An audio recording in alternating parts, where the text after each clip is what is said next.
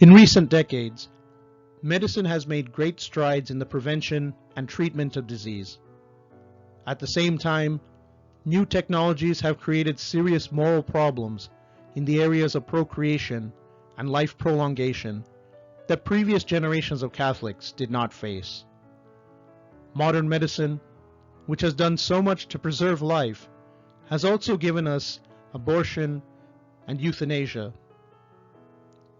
These evils are widespread today, promoted by leaders in medicine, politics, and education. Many Catholics are not aware that the official teaching office of the Catholic Church, the Magisterium, has issued clear directives on these life issues, also known as bioethics. As Pope John Paul II pointed out in his encyclical, The Splendor of Truth, we live in a time of great moral confusion. False moral systems are being promoted in every imaginable way, from entertainment and news to books and laws. This moral confusion has allowed evils such as euthanasia and abortion to become increasingly acceptable. It is our hope that you will learn the summary of what the Magisterium teaches about these critical life issues and why. In the Gospel of Life, St. John Paul II identifies two contemporary causes of the culture of death. First, the adoption of a distorted understanding of human freedom, and second, making something other than God the center of our lives.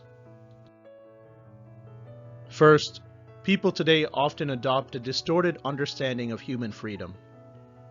Some people think we should have the right to pursue our personal goals and desires without any hindrance whatsoever.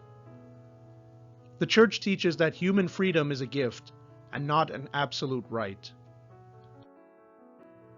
Second, when God is not the center of our lives, we can become preoccupied with material things at the expense of others, which leads to suffering.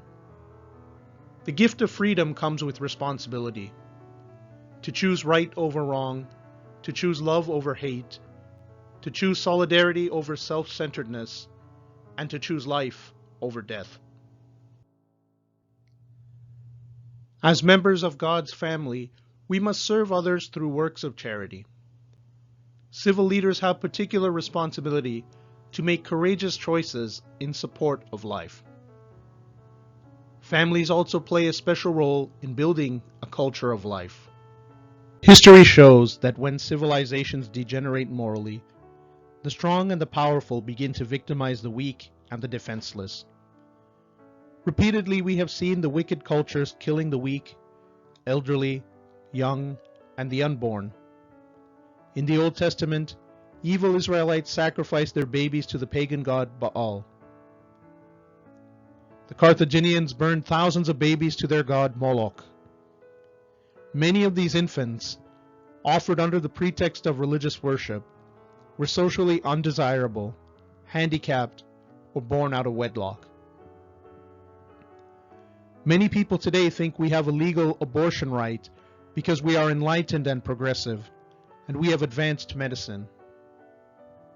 But like previous wicked civilizations, we sanction abortion because we have degenerated morally.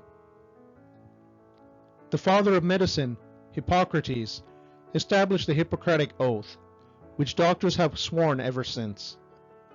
In this oath, doctors vow never to help a woman have an abortion or to aid a person in taking his life. Obviously, abortion and euthanasia were a problem long ago in the pagan world. In our generation, doctors have begun to omit the part of the Hippocratic Oath that prohibits abortion and euthanasia. This historical background is important, as it helps us to understand how scandalous it is for doctors in our time to be engaging in abortion and euthanasia. Hippocrates would be appalled if he could see all the doctors of our so-called enlightened age performing abortions on demand. The Catholic Church has always condemned abortion as a grave evil. The Magisterium has issued many documents on abortion, including the Declaration on Procured Abortion, the Charter for Healthcare Workers, the Catechism of the Catholic Church, and Evangelium Vitae, or the Gospel of Life. Here we can see what St. Basil the Great wrote back in 374 AD regarding abortion. Thus, in 1995, St. Pope John Paul II declared that the Church's teaching on abortion is unchanged and unchangeable.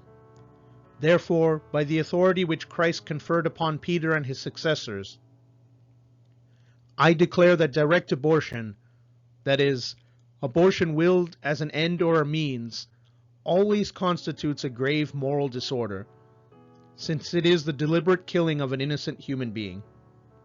This doctrine is based upon the natural law and upon the written word of God, is transmitted by the Church's tradition, and taught by the ordinary and universal magisterium. No circumstance, no purpose, no law whatsoever can ever make it licit, an act which is intrinsically illicit, since it is contrary to the law of God, which is written in every human heart, knowable by reason itself, and proclaimed by the Church. Evangelium Vitae, paragraph number 62.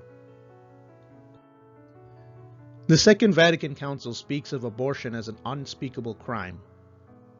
And according to canon law, the laws of the Church, abortion is one of the few offenses that carries a penalty of automatic excommunication.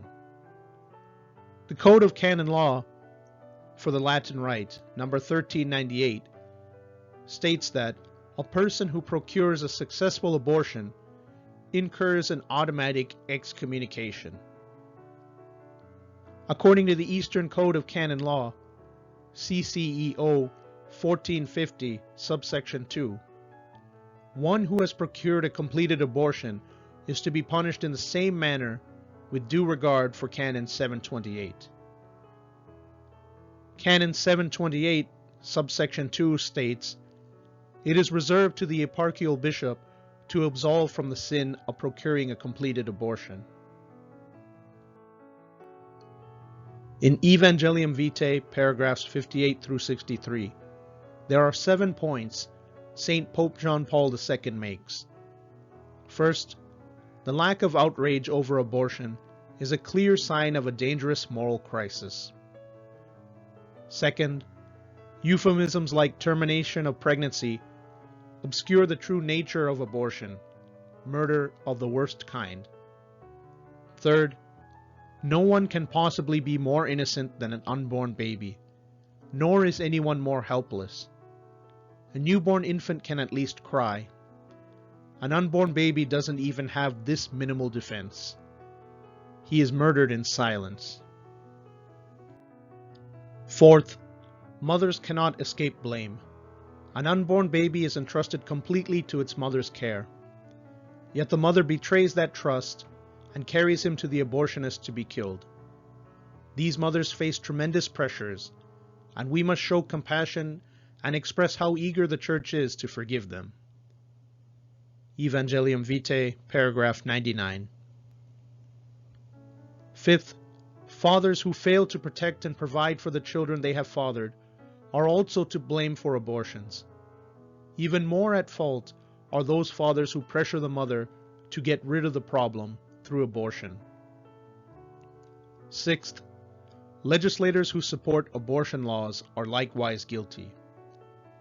There are a number of Catholics who knowingly vote for pro-abortion politicians, and this is scandalous. Seventh, those who promote sexual permissiveness must also share in the blame for abortion. Now let us look at 12 of the most common pro-abortion arguments and how to answer them. The first objection commonly heard, it's my body.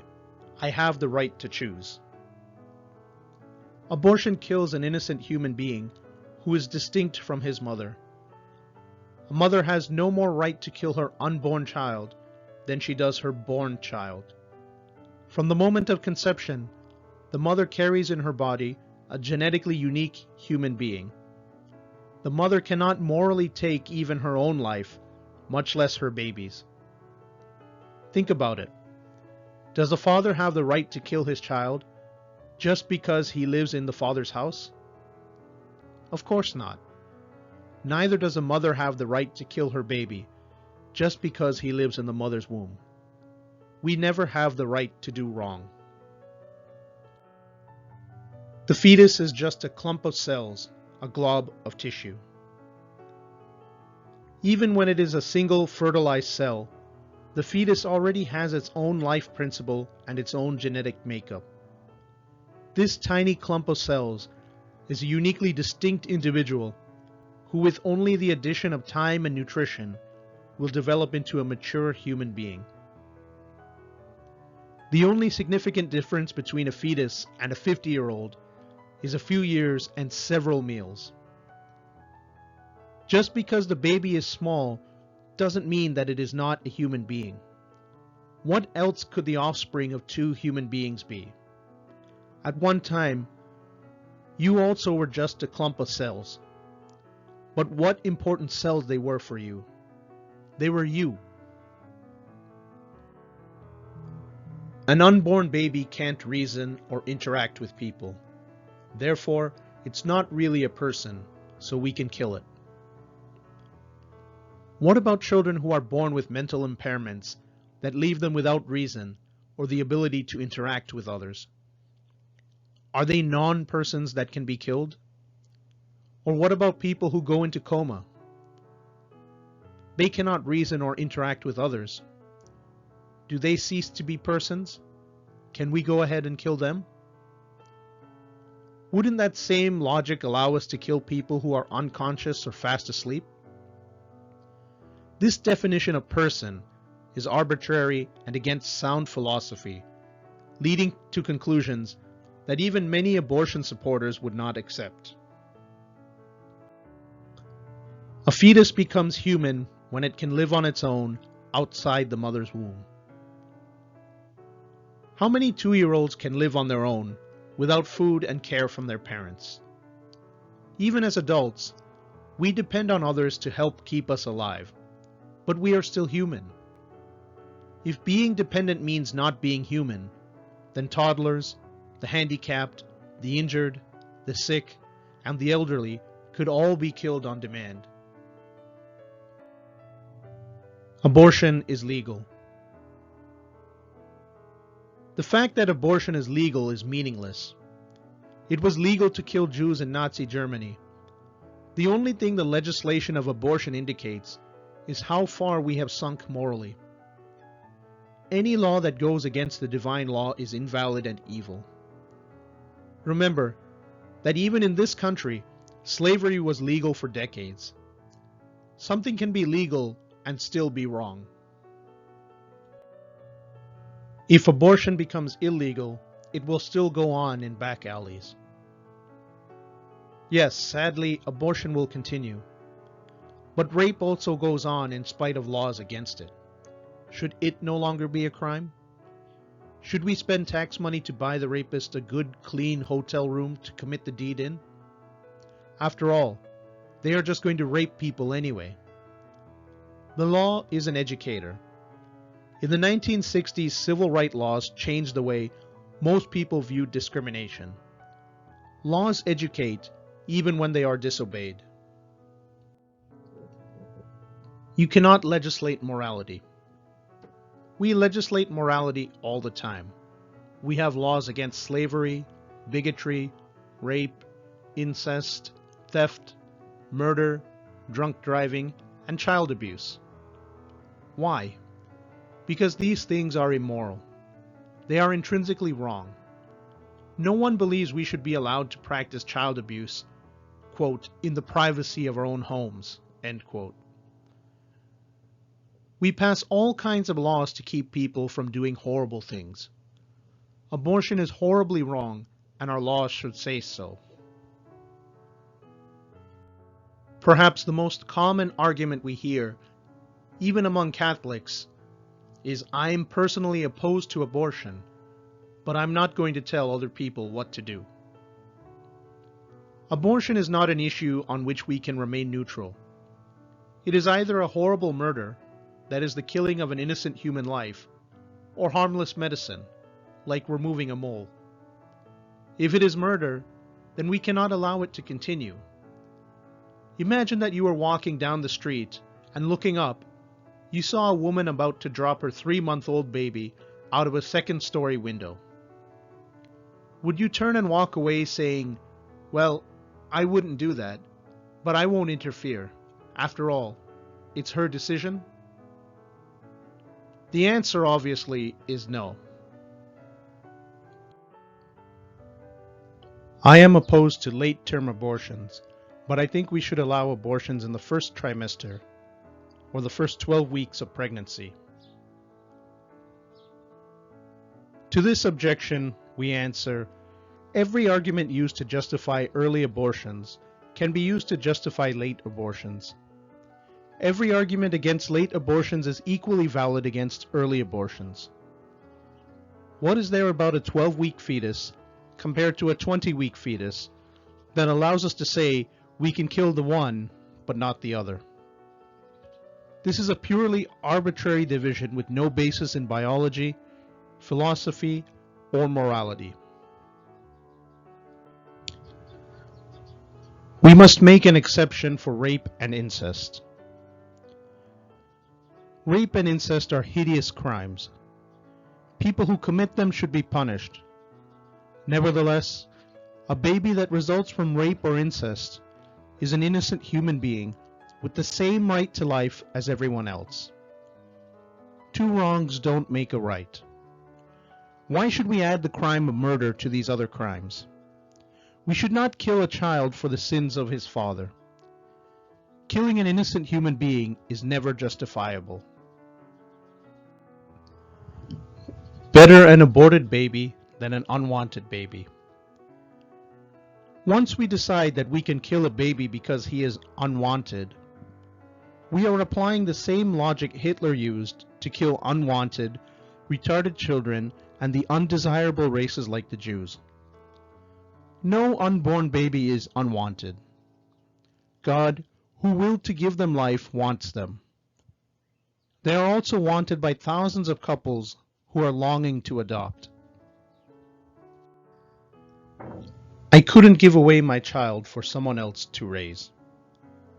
A child is not a possession to control, but a person to love unconditionally.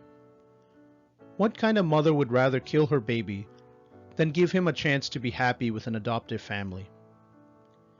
It's the height of selfishness to say, if I can't have my child, no one will.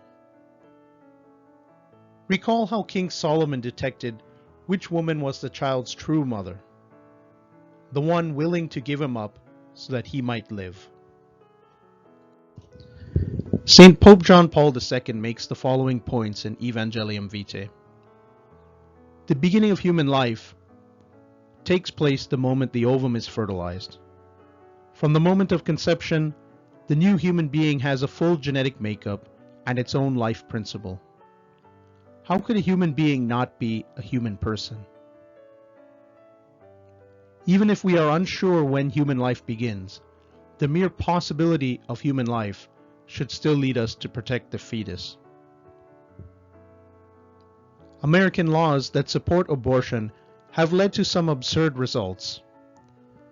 If someone kills a 20-week baby born prematurely, he is guilty of murder. If someone kills a full-term, 36-week baby by partial birth abortion, it is legal, although this baby is 4 months older than the preemie.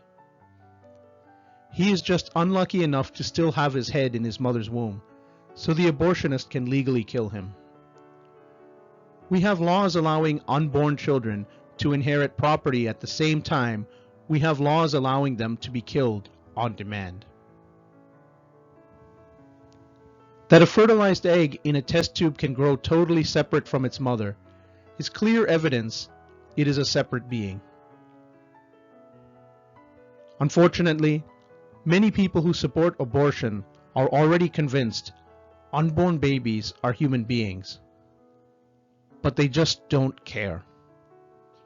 We should pray especially for these people, and we should also pray for those who support abortion in any way.